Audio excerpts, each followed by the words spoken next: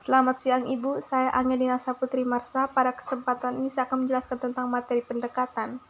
Pendekatan jelang dimulainya tahun ajaran baru 2020-2021 perlu adanya adaptasi dan peradaban berbeda cara mengajar guru dalam pembelajarannya via daring. Ketika masih banyak sekolah belum bisa dibuka akibat pandemi COVID-19, bahwa proses pembelajaran jarak jauh tidak efektif, ya memang benar karena tidak bisa menjangkau semuanya. Penjelasan guru tidak bisa panjang lebar dan juga proses komunikasi dan metodologi belajarnya juga tidak bisa seluas seperti yang sebelumnya. Karena itu, menghadapi situasi seperti sekarang harus ada perubahan paradigma, perspektif, dan cara mengajar untuk guru. Hal ini dikarenakan banyak guru yang tidak siap dengan belajar jarak jauh. Oleh karena itu, dia berharap guru dapat belajar membuka wawasan dan mau belajar sesuai dengan yang baru untuk proses belajar dari rumah yang dilakukan ketika masih banyak daerah mencatat tren penambahan kasus COVID-19. Guru perlu kreatif dalam memberi penguasaan kepada siswa selama belajar daring. Dia memberi contoh bagaimana jika dalam penguasaan Anda memberikan persoalan dan jawabannya dapat dicari dengan mudah di internet atau hanya tidak menyalin, maka tidak akan terjadi proses pembelajaran.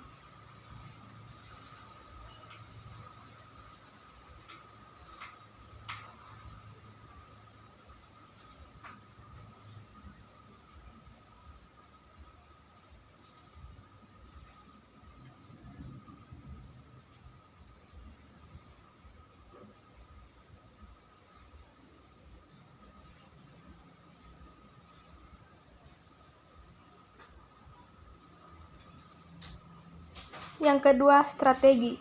Sistem pembelajaran daring dalam jaringan merupakan pembelajaran tanpa tatap muka secara langsung antara dosen dan mahasiswa, tetapi dilakukan melalui online dengan menggunakan jaringan internet. Pada praktiknya, pembelajaran daring memiliki banyak keterbatasan dan hambatan yang ditemui. Hambatan tersebut dapat dilihat dari berbagai aspek, seperti tidak meratanya jaringan internet dan fasilitas teknologi yang kurang memadai. Salah satu strategi yang dapat digunakan dalam metode daring adalah penggunaan personalized. Dalam sistem diskusi, para pengajar dapat memancing diskusi dan menguji pemahaman siswa lewat pemanggilan nama satu persatu. Menurutnya, sesi diskusi menjadi satu yang harus dilaksanakan dalam metode pembelajaran daring. Dalam metode daring, pengajar maksimal memberikan materi selama 30 menit agar siswa tetap dapat fokus. Sisa pembelajaran harus dilakukan dengan metode diskusi, baik diskusi kelompok maupun diskusi kelas. Pembagian kelompok dengan metode daring dapat dilakukan dengan fitur-fitur yang ada di media pembelajaran, seperti Zoom, Google Classroom, maupun Microteams.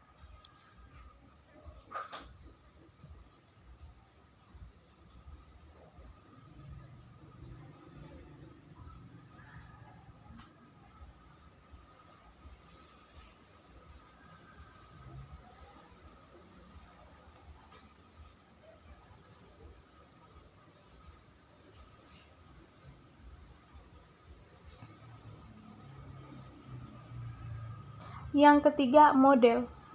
Perpanjangan masa pendidikan daring ini memicu munculnya berbagai opsi kreativitas beberapa institusi perguruan tinggi agar kegiatan pembelajaran tetap berjalan secara optimal walaupun harus dilakukan secara daring. Namun, masih banyak juga perguruan tinggi di negara kita ini yang belum benar-benar siap menerapkan sistem daring secara utuh. Tidak lain dan tidak bukan, alasannya adalah belum siapnya infrastruktur yang ada, baik institusi itu sendiri ataupun lokasi di mana institusi tersebut berada. Pembelajaran daring dilakukan dengan memanfaatkan fasilitas yang ada di rumah masing-masing mahasiswa, tanpa adanya pertemuan tatap muka secara langsung. Dengan metode ini, diharapkan kegiatan pembelajaran tetap berlangsung secara optimal, meskipun tidak ada pertemuan tatap muka sebagaimana kegiatan pembelajaran biasa.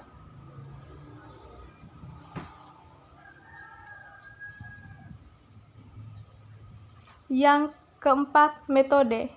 Pembelajaran daring adalah metode belajar berbasis teknologi.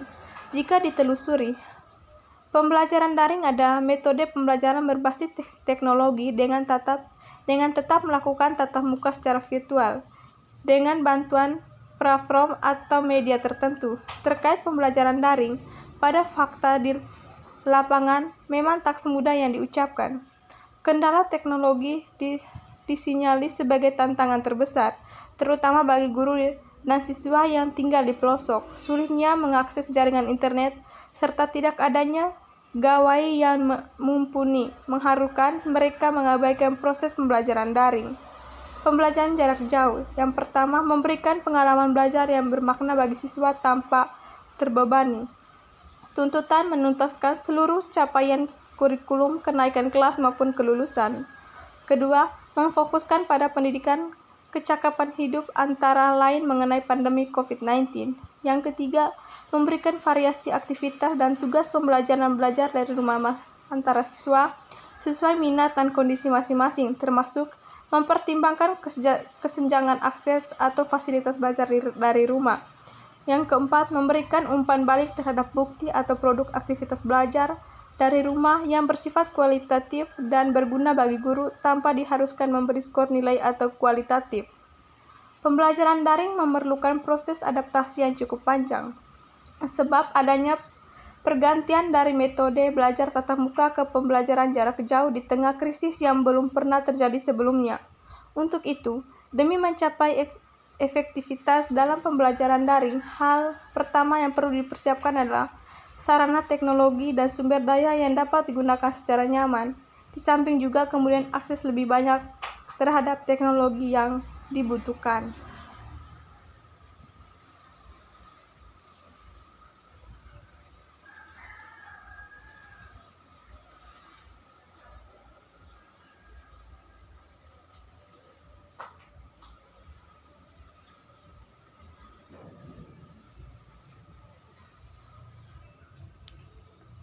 Baik Ibu, selamat siang dan terima kasih.